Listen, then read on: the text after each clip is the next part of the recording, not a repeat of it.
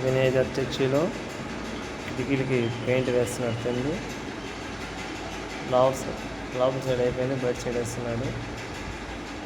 పడ్డా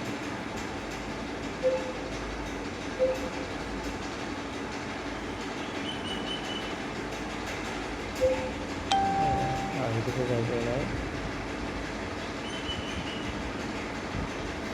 అది కూడా ఇంకా డెకరేషన్ ఉంది. అది అయిపోయిన తర్వాత మళ్ళీ ఇంకో వీడియో పెడతాను. ఎలా ఉందో చెప్పండి.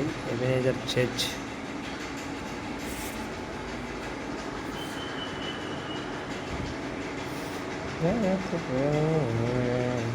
ఆధారమా